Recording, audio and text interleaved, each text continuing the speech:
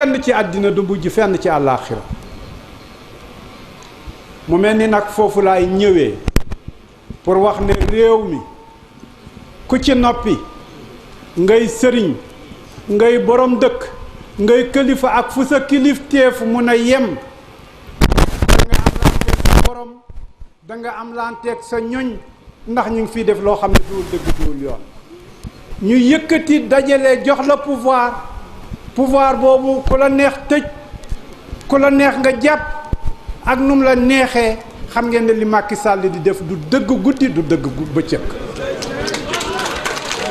nañ ko ko wax ca kaw billaahi suñ ko ko waxul dañ ko rëccu wallaahi buñ ko ko waxul dañ ko rëccu maa waxoon juróomi at maa ko tekki sénégalais yi lu leen neex xam naa leen gëmuñu dara il faut que ñu weddi ko lépp lu mu waxoon teppi na ko maa waxoon ne constitution bi kenn dootu ko laal constitution bi maa ngi wax ne parrainage moom lay taxawee nga xam ne danañ dem ba candidat bu nekk fokk nga dem fu nekk te constitution ba waxoon yépp danañ ko daaj di ñëwaat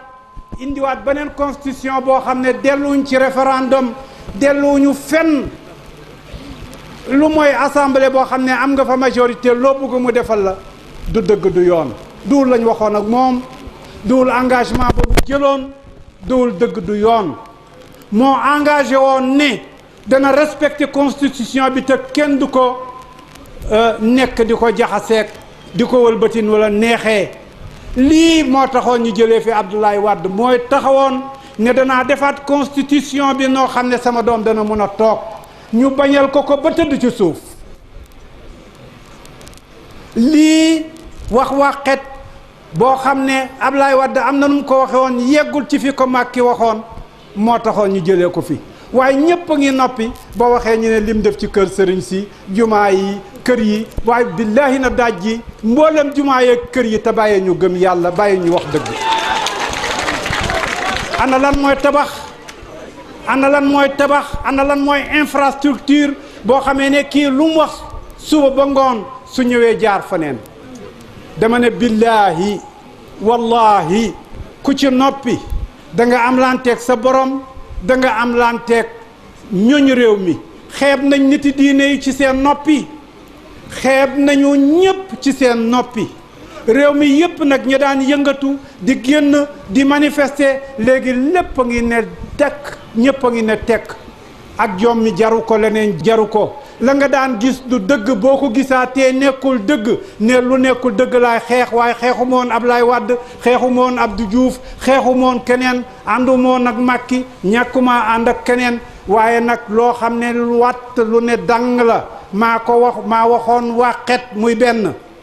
constitution bi danaa ko dajji la ca nekkoon ma def leneen muy ñaar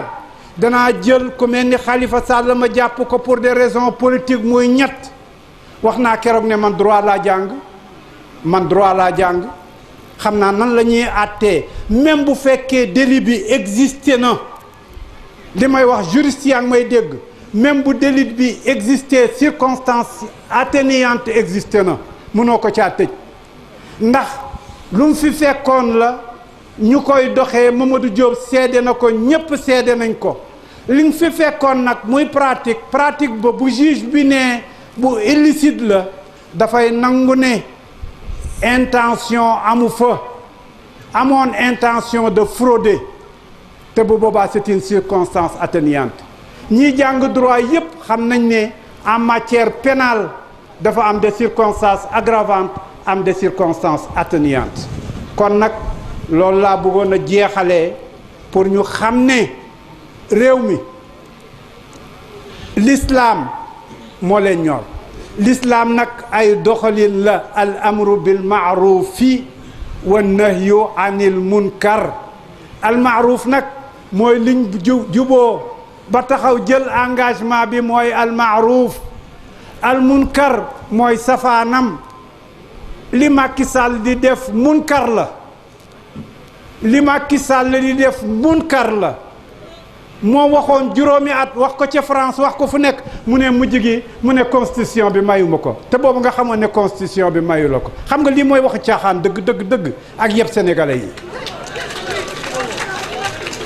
taxaw constitution yow yaa ne woon kenn du ko laal keroog man ak moom ñoo taxaw ci kanam place de l'Indépendance ak Moustapha Niass ak Tanor ca suba ba le 23 juin man maa fa njëkk man ak ñëpp ñu taxawandoo ñoom ne leen lii du fa am taxaw di ci xeex suba ba ngoon nga taxawaat tey ne danaa tripoter loolu nga xam ne mooy constitution kon daf ñoo yeb loolu nag mooy munkar te képp ku ko seetaan da nga ci am lanteeg yàlla képp ku ko seetaan da nga ci am lanteeg réew mi ndax nag réew mi ñu ngi noppi ñu ngi def lu nekk waaye xam nañ lu dul dëgg de sama doom bu ndaw léegi bi ñuy waxtaan ba mu yàgg rek mu ne Macky Sall biñ ko jàppee